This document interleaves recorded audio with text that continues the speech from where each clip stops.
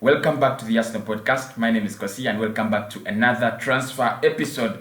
I'm going to be having so many of them, I told you, because, we are near the January transfer window. Maybe after January, we shall not have a lot of transfer talk, hopefully. But I'm here with the Julian Brandt story. We're going to discuss Julian Brandt in detail. But before we do that, make sure you've smashed the like button. Our target is 200 likes. Just that. 200 likes, and we have been doing it in every video. Please do not let me down. Let us get there. 200 likes. Thanks everybody for the support. Subscribe and all those great things. Comment and the others. Of course, $100 is going to be given away when we hit 20k subscribers. When we hit 20,000 subscribers, I'm giving away $100. And to win that, you've got to subscribe, like the videos, and comment, so that I can get notice of your name. As simple as that. You do that, $100 will be in your pocket. One person like this, actually. I'm not giving away, $100 for too many people. One person like this will be the lucky person. So I'm going to discuss Julian Brandt's story because he has been, flooding around the news. I'll talk about a bit of Balogun and Eric Garcia. Because those stories have been, remarkably present throughout the weekend and today, until today, the big Monday. But of course, do not forget, we have a big game tomorrow. We have a very big game tomorrow. Arsenal will be taking on Brighton.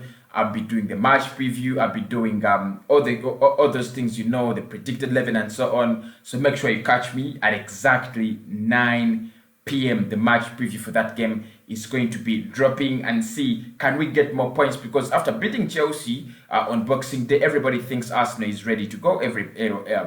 Arsenal got a nice result, but did we learn anything from that result? Did we actually get anything from that result? That is what's going to be, mattering in this game. And of course, do we see the young boys again? Do we see the same squad? Do we see the young boys get another chance? Because I think they do deserve it. They get one chance, they use it. The senior team has played 14 games and they've been absolutely crap and trash. So I want to see more of the young boys. I want to see more of the young lads, in tomorrow's game. But it was quite an emphatic victory against Chelsea. On Boxing Day. I give everything to Mikel Arteta. I give everything to the team. But please do not, throw it away when we go against Brighton on the 29th, which will be tomorrow. So the game predicted lineup is coming up, and tomorrow we shall have the game review and post-match analysis, reaction, 5 things we learned, and all those other things as you know them. So let us get into the transfers, because it looks like after beating Chelsea, many Arsenal fans feel like actually the burden of the January transfer window is a little bit lifted. And I think this is the mistake we have been doing as Arsenal fans all the time. Whenever we are going in a window, we win 2 games, we win 3 games, we are carried away. Oh no, Kosi, we don't need to actually buy so many players. We just need one player. You need to focus. Yeah, you need to focus now. We need more midfielders, we need a right back, we need so many people, so many players, so many additions to that squad that are actually not going to come in one window, but probably even in the summer. At least what we know is Mikel Arteta has said, and Edu, that the plans for January and the plans for the summer have already been drawn. So probably we are going to implement. That means that if you're just going to implement, go out there in the first week, you have deals done. You're out of the January transfer window, and the players are fitting in. Anyway, I don't know. But the first story I want us to talk about is Julian Brandt, the man on the thumbnail and in the title. Julian Brandt has been linked with Arsenal for the past 3 days, but it looks like his story is overtaking all the stories that we have currently around Arsenal transfer news. Brandt, he was an ecstatic player. He had very, very ecstatic performances with Leverkusen 2 years ago before he joined Borussia Dortmund. Right now, if you ask me my opinions about Julian Brandt, I don't see him as that kind of player that is very, very aggressive, ecstatic, and so on. No, I see him as a player that is actually average. Not really average to an extent that I'll compare him to Granit Xhaka or Mohamed Elneny. Not exactly, but I don't see him as a player that can come and drastically force a change at Arsenal. Yeah, I understand he has been linked with the club. He can score some goals from the midfield. He can create some chances, but he cannot work in an environment where Arsenal are absolutely trash and is going to lift us up. Yeah, so he works very well when he has brilliant players around him. When he was at Leverkusen, he had players like Kalim Beralbi. He had players like Hakan Kalunoglu around him. You know, he was that young kid, 19 years of age, 18 years of age, that young teenager that was just coming up. He was really brilliant. I don't want to lie to you. He was really brilliant. When he goes to Borussia Dortmund, he finds a lot of competition there. The Togan Hazards of this world are introduced.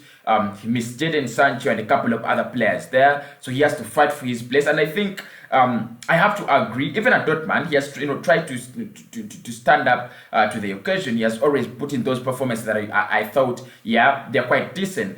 But again, if Arsenal is going to go for Julian Brandt alone, I do not agree.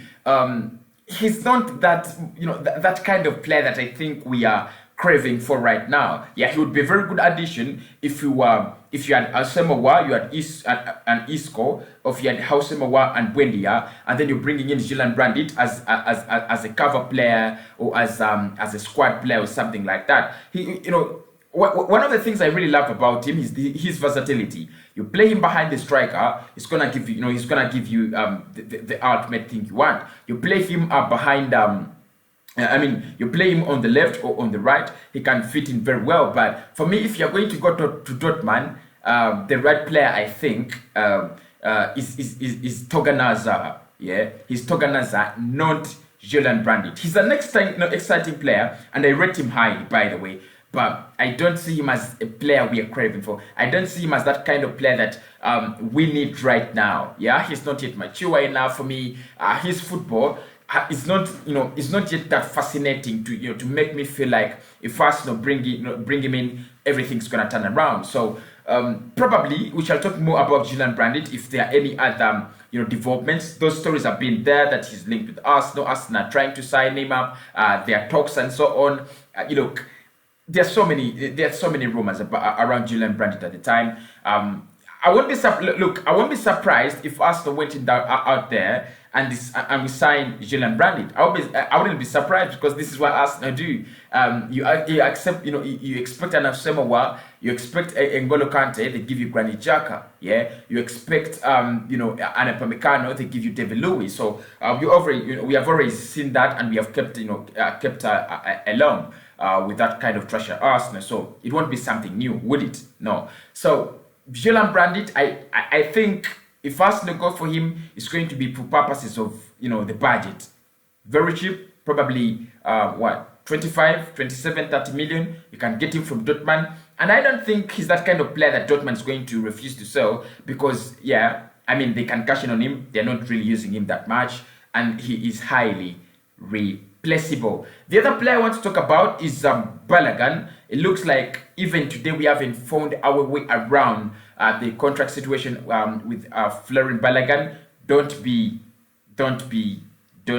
surprised if he decides to leave the club and goes for Liverpool. And I'm asking myself, what the hell are we thinking about? Are we going to leave Balogun to go to Liverpool? Yeah. Are we going to leave Balogun to go to Liverpool? I mean, it doesn't make sense. Most of you are going to tell me, because it doesn't make sense. And my answer is, look, guys, it really doesn't make sense. You can't let Balogun go to Liverpool. I've already said this, and I'll say it again. It's going to be a very, very stupid move. Yeah, it's going to be a very stupid move. Arsenal need to think about how do you save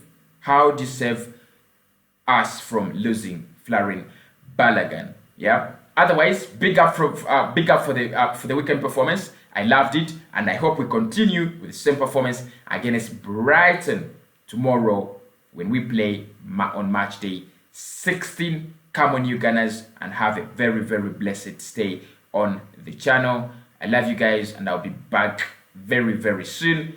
Hope to see you then. I'll speak to you very, very soon.